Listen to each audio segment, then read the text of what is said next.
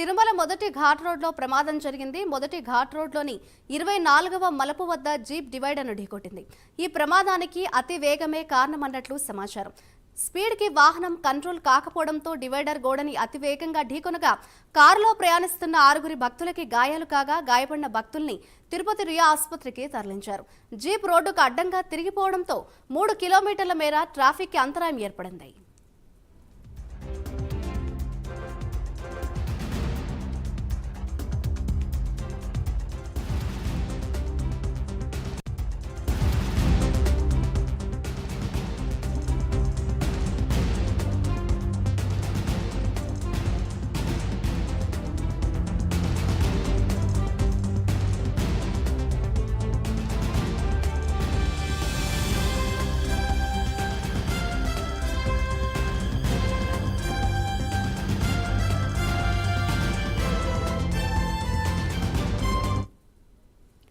తిరుమల మొదటి ఘాట్ రోడ్లో ప్రమాదం జరిగింది. ఇదే అంశంపై మరింత సమాచారాన్ని మా ప్రతినిధి సునీల్ అందిస్తారు. సునీల్, చెప్పండి, తిరుమల మొదటి ఘాట్ రోడ్లో ప్రమాదం జరిగింది. ప్రస్తుతం ఘాట్ రోడ్లో సిచ్యువేషన్ ఏ విధంగా ఉంది అని అనుకోవచ్చు అంటారు?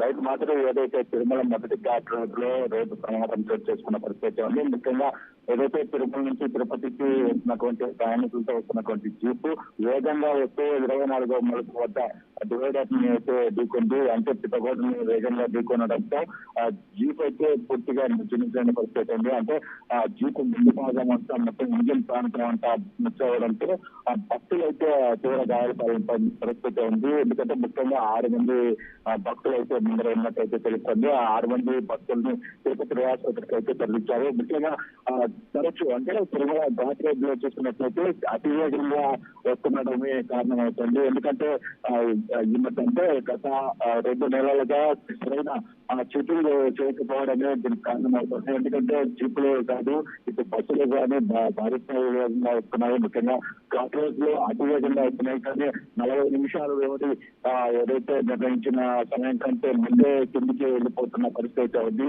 కానీ దీనిపై పోలీసులు అంటే అక్కడ ఉన్నటువంటి పోలీసులు కావచ్చు, విజిలెన్స్ అధికారులు ఎటువంటి చర్యలు తీసుకోకపోవడమే ఇటు జీపు ఏడ్చగా ఉందని చెప్పేసి చెప్పచ్చు. ఎందుకంటే భక్తుల ప్రాణాలతో ఏదైతే జీపు డ్రైవర్లు అయితే చెలగాటమాడుతున్న పరిస్థితి ఉందని చెప్పచ్చు. ఎందుకంటే ముఖ్యంగా మొదటి ఘాట్ రోడ్డే కాదు, రెండవ ఘాట్ రోడ్ అంటే తిరుమలకి వెళ్ళే ఘాట్ రోడ్ జరిగిన అతివేగాన్ని ప్రమాదాలకి కారణమవుతుంది.